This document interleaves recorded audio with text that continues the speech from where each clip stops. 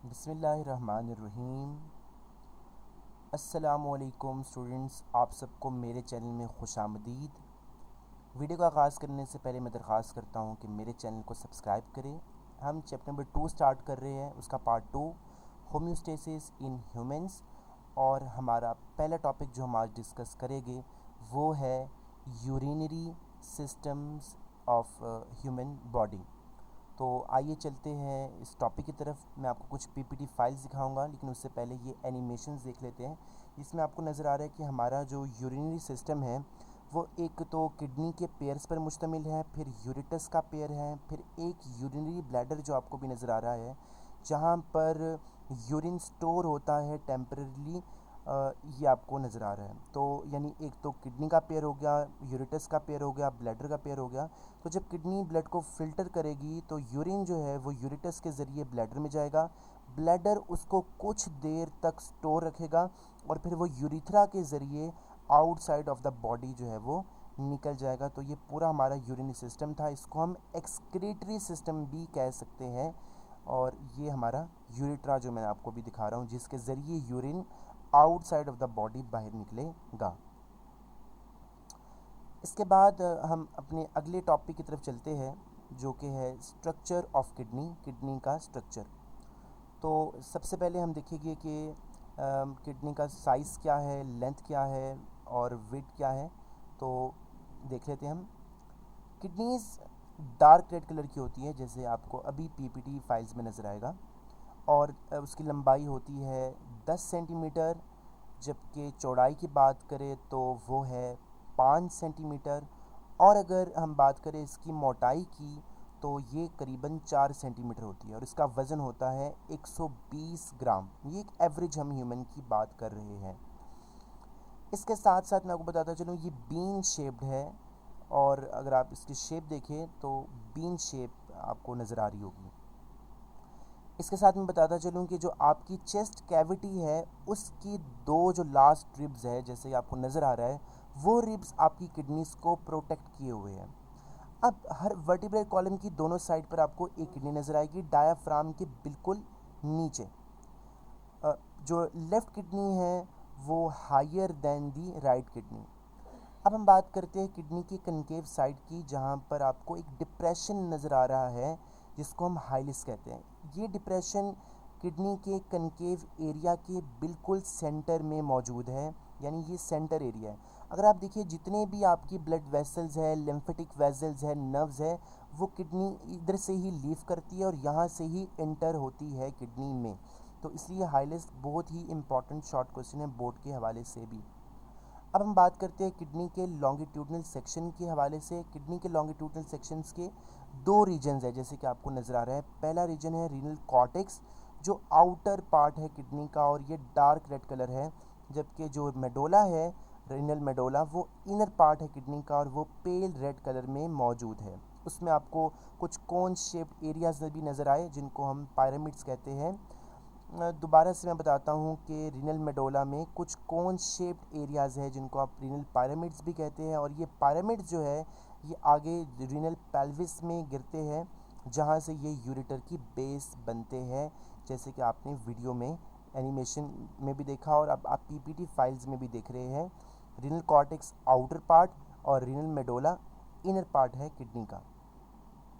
इसी के साथ आपने देखा कि रीनल मेडोला में जो किडनी है, किडनी रीनल मेडोला में कुछ कोन शेप्ड एरियाज़ भी आपको नज़र आए, जिनको हम पायरामिड्स कहते हैं। अब हम बात करेंगे किडनी के फंक्शनल यूनिट के बारे में, जिसको हम नेफ्रॉन कहते हैं। एक किडनी में तकरीबन 10 लाख के करीब नेफ्रॉन मौजूद है।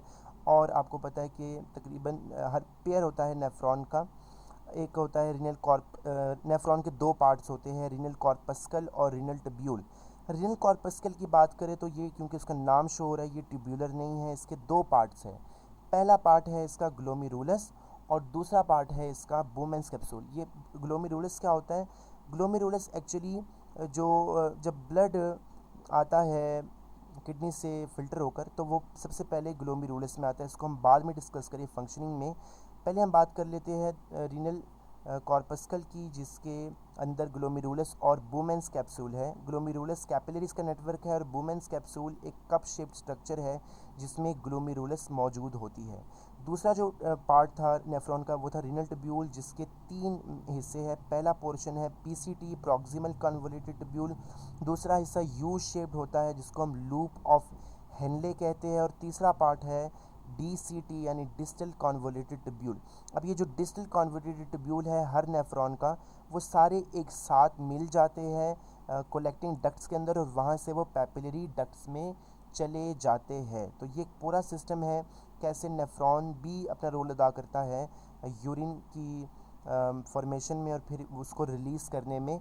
तो कलेक्टिंग डक्ट्स में सारे डीसीटीज आते हैं और वहाँ से वो फिर पैपिलरी डक्ट्स में से रीनल पेल्विस में चले जाते हैं। उसके बाद हमारा जो लास्ट टॉपिक होगा वो है फंक्शनिंग ऑफ किडनी, जो हमारा बहुत ही इंपॉर्टेंट टॉपिक है। अगर आप देखें फंक्शनिंग ऑफ किडनी को, तो किडनी का मेन फंक्शन है यूरिन को बनाना, जो वो 3 स्टेप में करता है। पहला स्टेप है प्रेशर फिल्ट्रेशन, दूसरा स्टेप है सेलेक्टिव रीअब्जॉर्प्शन और तीसरा स्टेप है ट्यूबुलर सिक्रेशन। हम स्टेप बाय स्टेप तीनों को देखेंगे। सबसे पहले हम देख लेते हैं प्रेशर फिल्ट्रेशन को।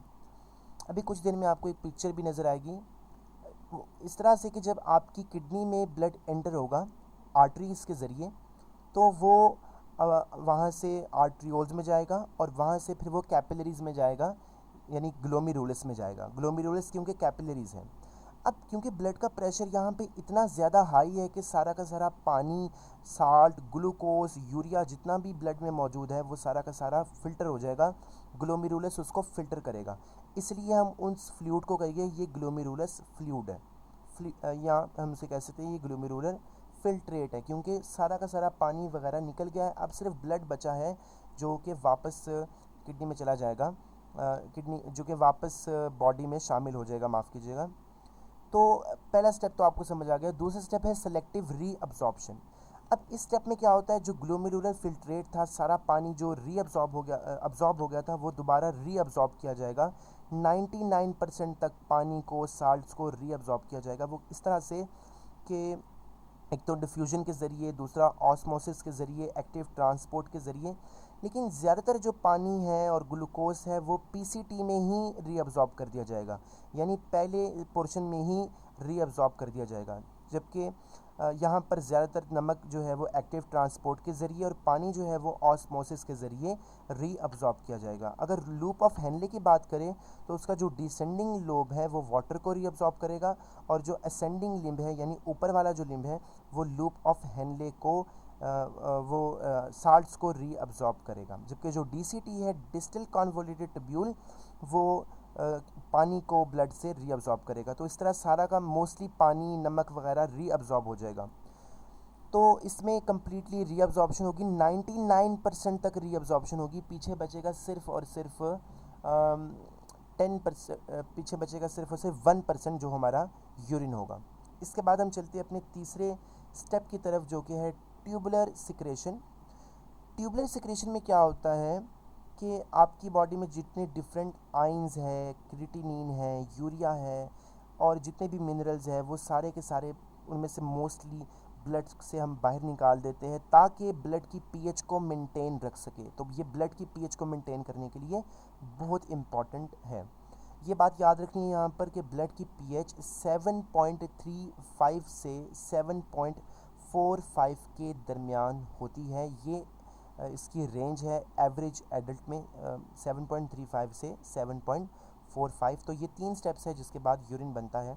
अब जो यूरिन बनता है वो उसमें वाटर 95% होता है, यूरिया 9.3 ग्राम पर लीटर है, क्लोराइड आइंस 1.87 ग्राम पर लीटर होता है, सोडियम आइंस 1.17 ग्राम पर लीटर है, पोटाशियम आइंस 0.750 ग्राम पर लीटर है, और जो बाकी चीज़ें हैं उनकी वेरिएबल अमाउंट्स होती है। मैं साथ साथ बताता चलूँ कि उनके 99% पानी क्योंकि रीअब्जॉर्ब हो गया, 1% जो बचा वो आपका यूरिन होगा, और एक एवरेज ह्यूमन जो है वो 1.4 लीटर पर डे यूरिन करता है। और अगली वीडियो में बना रहा हूँ जिसमें आपको ऑस्मो रेगुलेटरी फंक्शंस बताऊंगा किडनी के। इसी चैप्टर का पार्ट 1 मैंने डिस्क्रिप्शन में भी दे दिया है और लिंक में भी दे दिया है, वो वहाँ से आप देख लें। और अगर आपको अच्छी लगे तो लाइक ज़रूर करें, चैनल को सब्सक्राइब ज़रूर करें, और एक और चैनल मैंने दूंगा कमेंट बॉक्स में, उसको भी सब्सक्राइब करें। आप सबका शुक्रिया। अस्सलामु अलैकुम वरहमतुल्लाहि वबरकातुहू।